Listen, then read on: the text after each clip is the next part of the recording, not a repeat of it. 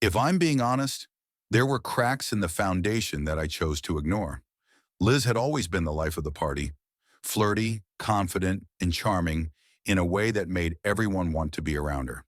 I'd tell myself it was just her personality. She wasn't doing anything wrong, but sometimes the way she talked to other men would sting. A lingering hand on someone's shoulder, a laugh that lasted just a bit too long. It made me feel small. I didn't bring it up much because I didn't want to seem insecure. After all, what right did I have to complain? I was the one who got to go home with her every night, or at least I thought I was. When I first met Liz, I felt like the luckiest man alive. She was stunning. Her beauty was the kind you only see in magazines or on TV. Her long auburn hair caught the sunlight in a way that made her look like she had a halo, and her green eyes could melt steel. I couldn't believe someone like her was even talking to me, let alone agreeing to go out on a date. Me? I'm Robert. Average looking, average height, with a good job. That's the only thing slightly above average about me. I run a tech firm, and I've done well for myself over the years. But let's be honest, money can only take you so far. Deep down, I always thought Liz was way out of my league. When she agreed to marry me after just a year of dating, I was over the moon. I mean, here I was, a guy who could barely believe he was on her radar, walking down the aisle with her. My friends teased me about it. Robert, what kind of spell did you cast on her? But I didn't care. All I knew was that I loved her, and I wanted to make her happy for the rest of my life. But there was always this little voice in the back of my head, whispering things I didn't want to hear. Why did she say yes to me? Was it because I could give her the life she wanted? Was it because I had money? I hated those thoughts. They made me feel small, like I wasn't good enough for her. But I pushed them aside because Liz made me happy. Just having her in my life was enough. At least, that's what I thought. The first couple of years of our marriage were everything I dreamed of.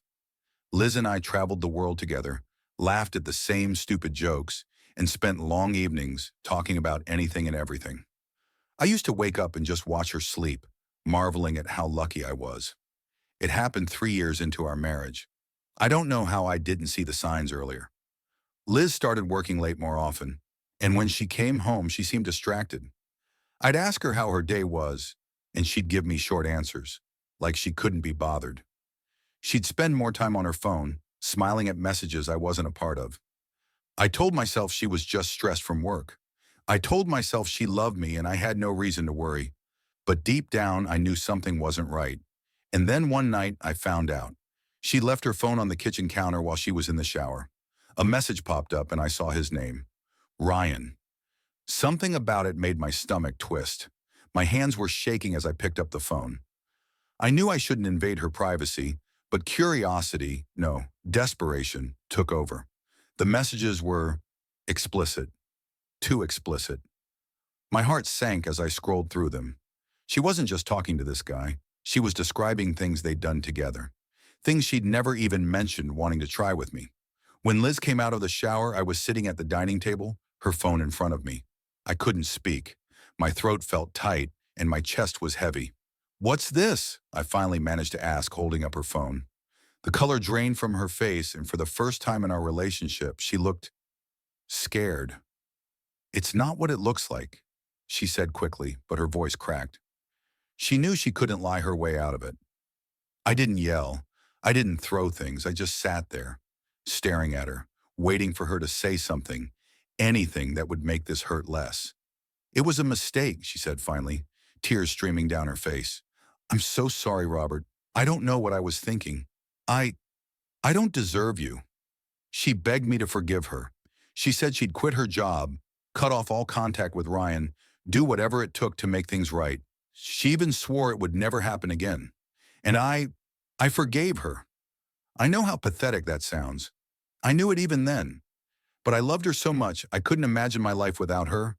So I let her stay. I told myself people make mistakes. I told myself our love was worth fighting for. For a while, it seemed like things were getting better. Liz did quit her job and started spending more time at home. She was attentive, sweet, almost like the woman I'd first fallen in love with. And I clung to that version of her because it made me believe we could move past what happened. But a year later, it happened again. This time, it was with her ex-boyfriend, Josh. I caught her when I came home early from a business trip. She didn't expect me back until the next day, so when I walked into our bedroom and saw them together, it felt like my entire world shattered. When Josh bolted out of the room, leaving Liz and me alone, the air was heavy with tension. I could barely breathe. My chest felt tight, like someone had placed a boulder on it, and my vision blurred. I wanted to yell, to scream, to demand answers, but all I could do was stand there, my fists clenched at my sides. Liz, meanwhile, didn't look guilty anymore. Her face twisted into something I hadn't seen before. Defiance. "Well, say something," she snapped, breaking the silence. I shook my head, trying to clear the fog in my mind. "Liz, how could you do this to me? Again? After everything? I forgave you. I gave you another chance. And you—" My voice cracked, and I hated how small I sounded. She crossed her arms, looking more annoyed than ashamed. "Do you even know what it's like being married to you, Robert?" I blinked, stunned. "What are you talking about? I've done everything for you. I've given you everything. You said it was a mistake the first time. You promised me—" "I know what I said," she interrupted, "but maybe I lied to myself too, okay? Maybe I thought I could make this work, but I can't keep pretending." "Pretending?" My voice rose, anger finally breaking through the numbness. "Pretending what? That you love me? That you wanted this life?" She sighed, rubbing her temples. "No, Robert. Pretending that I'm satisfied." Her words hung in the air, cold and sharp. I stared at her, my mind racing. Satisfied? What does that even mean? "I've given you everything, Liz. You have a house. You have security. You have—" "I'm not talking about money," she shouted, cutting me off. "I'm talking about us, about what happens in bed." The room went silent again. I felt like the ground had been ripped out from under me. What do you mean?" I asked, though I already had a sinking feeling I knew exactly what she meant. Liz hesitated for a moment, but then her face hardened. "Your tool is too small, Robert." There, I said it. I felt like I'd been punched in the stomach. The words echoed in my head, each syllable hitting me like a hammer. I opened my mouth to speak, but no words came out. "It's not just that," she continued, her voice rising. "You don't satisfy me, Robert. You're too gentle, too boring. I need someone who can take control, who can make me feel like a woman. And you're just not that man." I stumbled back, leaning against the doorframe for support. My legs felt weak, like they could give out at any moment. Why would you say something like that?" I whispered. "Why would you marry me if you felt this way?"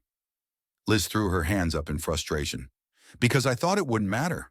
I thought I could live with it, that I could focus on all the good things about you. And you're a good man, Robert. You are. But that's not enough for me anymore." My hands were shaking now, and I clenched them into fists to stop myself from losing control. "So what? You decided to cheat on me? Twice? That's how you solved this?" "What was I supposed to do?" she shot back. "I tried, Robert. I really tried to make this work, but I can't ignore my needs forever. Josh, Josh gave me what I've been missing. He made me feel alive." Her words were like knives, cutting deeper and deeper. I wanted to yell, to scream, to throw something, but all I could do was stand there feeling utterly destroyed. "Do you even love me?" I asked finally, my voice barely above a whisper. Liz hesitated. For a moment I thought I saw a flicker of guilt in her eyes, but then she shook her head. "I don't know," she said. "I don't know if I ever really did." That was it. That was the moment my world came crashing down. That night I sat alone in the living room, staring at the ceiling. Liz had gone to bed, our bed, but I couldn't bring myself to sleep next to her, not after what she'd said. Her words replayed in my mind like a broken record. "Your tool is too small. You don't satisfy me." Josh made me feel alive. I couldn't stop thinking about it. Was she right? Was I not enough? I'd never thought of myself as inadequate before. I knew I wasn't some alpha male, but I'd always thought Liz was happy with me. Or at least, I'd hoped she was. Now I couldn't stop questioning everything. Had she been faking it all along? Every kiss, every moment we shared in bed? Was it all a lie? I thought about all the times she'd seemed distant, all the excuses she'd made. Were those the moments she was thinking about someone else? Comparing me to someone else? I couldn't get the image of Josh out of my head. Was he everything I wasn't? Was he taller, stronger, more confident? Was he what Liz really wanted? And then there was the question that haunted me the most. Why did she marry me in the first place? Had it really been about the money? About the life I could give her? I hated myself for even thinking it, but I couldn't ignore the possibility. I loved her so much that I'd blinded myself to all the warning signs. I thought about the way she'd flirted with other men, even when we were dating. I thought about the times she'd made little comments, like when she joked about how cute I was instead of calling me handsome. I'd brushed it all off because I didn't want to believe there was anything wrong. But now I couldn't stop wondering, was I just the safe option? The guy she settled for because I could give her stability? I buried my face in my hands, feeling tears prick at the corners of my eyes. I hated this. I hated feeling weak, feeling small. But most of all, I hated that I still loved her.